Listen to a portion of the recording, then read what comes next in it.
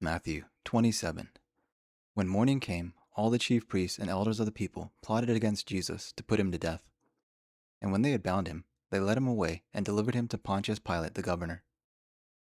Then Judas, his betrayer, seeing that he had been condemned, was remorseful and brought back the 30 pieces of silver to the chief priests and elders, saying, I have sinned by betraying innocent blood. And they said, What to us? You see. Then he threw down the pieces of silver in the temple and departed, and went and hanged himself. But the chief priests took the silver pieces and said, It is not lawful to put them into the treasury, because they are the price of blood. And they consulted together, and bought with them the potter's field to bury strangers in. Therefore that field has been called the field of blood to this day. Then was fulfilled what was spoken by Jeremiah the prophet, saying, And they took the 30 pieces of silver, the value of him who was priced, whom they of the children of Israel priced, and gave them for the potter's field, as the Lord directed me.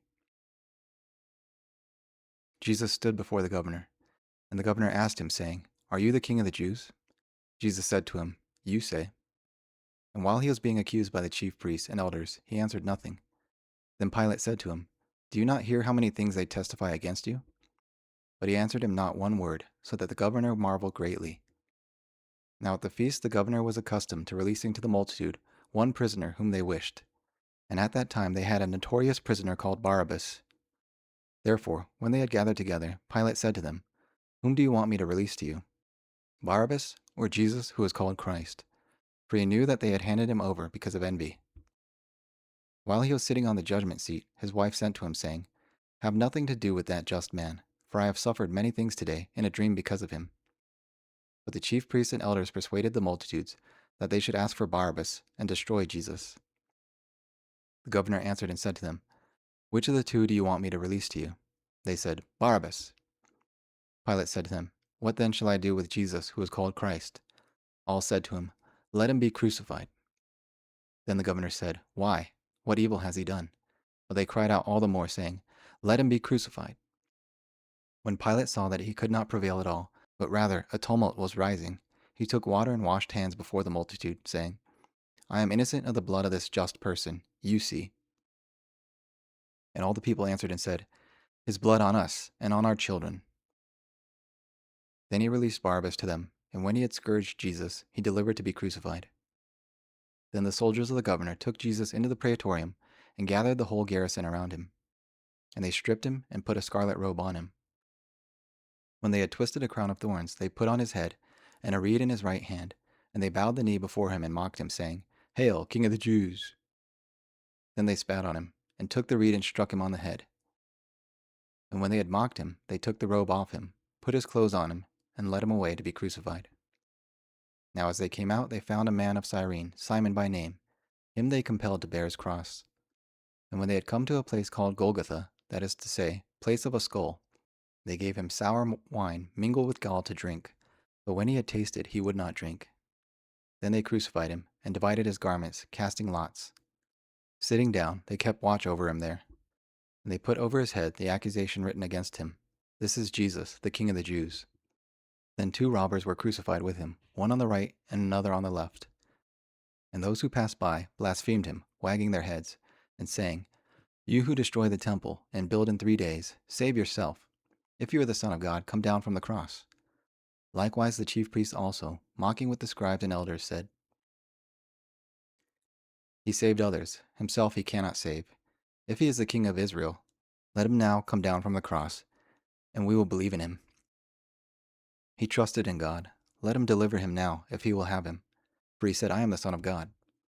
Even the robbers who were crucified with him reviled him with the same thing. Now from the 6th hour until the 9th hour there was darkness over all the land. And about the 9th hour Jesus cried out with a loud voice, saying, Eli, Eli, lama sabachthani, that is, my God, why have you forsaken me? Some of those who stood there, when they heard, said, This man is calling for Elijah. Immediately one of them ran and took a sponge, filled with sour wine, and put on a reed, and offered it to him to drink. The rest said, Let him alone. Let us see if Elijah will come to save him. And Jesus cried out again with a loud voice, and yielded up his spirit. Then behold, the veil of the temple was torn in two from top to bottom, and the earth quaked, and the rocks were split, and the graves were opened, and many bodies of the saints who had fallen asleep were raised. And coming out of the graves after his resurrection, they went into the holy city and appeared to many. So when the centurion and those with him, who were guarding Jesus, saw the earthquake and the things that had happened, they feared greatly, saying, "Truly this was the Son of God." And many women who followed Jesus from Galilee, ministering to him, were there looking on from afar, among whom were Mary Magdalene, Mary the mother of James and Joses, and the mother of Zebedee's sons. Now when evening had come, there came a rich man from Arimathea, named Joseph, who himself had also become a disciple of Jesus. This man went to Pilate and asked for the body of Jesus. Then Pilate commanded the body to be given to him. When Joseph had taken the body, he wrapped it in a clean linen cloth, and laid it in his new tomb, which he had hewn out of the rock, and he rolled a large stone against the door of the tomb, and departed. And Mary Magdalene was there, and the other Mary, sitting opposite the tomb. On the next day, which followed the day of preparation, the chief priests and Pharisees gathered together to Pilate, saying, "Sir, we remember, while he was still alive, how that deceiver said, 'After 3 days I will rise.' Therefore, command that the tomb be made secure until the third day, lest his disciples come by night and steal him, and say to the people, 'He is risen from the dead.' So the last deception will be worse than the first." Pilate said to them, "You have a guard. Go your way. Make as secure as you know how." So they went and made the tomb secure, sealing the stone and setting the guard. Psalm 27 of David. The Lord is my light and my salvation. Whom shall I fear? The Lord is the strength of my life. Of whom shall I be afraid? When the wicked came against me, to eat up my flesh, my enemies and foes, they stumbled and fell. Though an army may encamp against me, my heart shall not fear. Though war may rise against me, in this I am confident. One I have desired of the Lord, that will I seek, that I may dwell in the house of the Lord all the days of my life, to behold the beauty of the Lord, and to inquire in his temple. For in the time of trouble he shall hide me in his pavilion. In the secret place of his tabernacle he shall hide me. He shall set me high upon a rock. And now my head shall be lifted up above my enemies all around me. Therefore I will offer sacrifices of joy in his tabernacle. I will sing, yes, I will sing praises to the Lord. Hear, O Lord, I cry with my voice. Have mercy also upon me, and answer me. Seek my face. My heart said to you, Your face, Lord, I will seek. Do not hide your face from me. Do not turn your servant away in anger. You have been my help. Do not leave me nor forsake me, O God of my salvation. When my father and my mother forsake me, then the Lord will take care of me. Teach me your way, O Lord, and lead me in a smooth path because of my enemies. Do not deliver me to the will of my adversaries, for false witnesses have risen against me, and such as breathe out violence. Unless I had believed that I would see the goodness of the Lord in the land of the living. Wait on the Lord, be of good courage, and he shall strengthen your heart. Wait, I say, on the Lord. Proverbs 27. Do not boast about tomorrow, for you do not know what a day may bring forth. Let another man praise you, and not your own mouth, a stranger, and not your own lips. A stone is heavy, and sand weighty, but a fool's wrath is heavier than both of them. Wrath is cruel, and anger a torrent, but who is able to stand before jealousy? Open rebuke is better than love carefully concealed. Faithful are the wounds of a friend, but the kisses of an enemy are deceitful. A satisfied soul loathes the honeycomb, but to a hungry soul every bitter thing is sweet. Like a bird that wanders from its nest is a man who wanders from his place. Ointment and perfume delight the heart, and the sweetness of a man's friend by hearty counsel. Do not forsake your own friend or your father's friend, nor go to your brother's house in the day of your calamity. Better is a neighbor nearby than a brother far away. My son, be wise and make my heart glad, that I may answer him who reproaches me. A prudent foresees evil, hides himself. The simple pass on and are punished.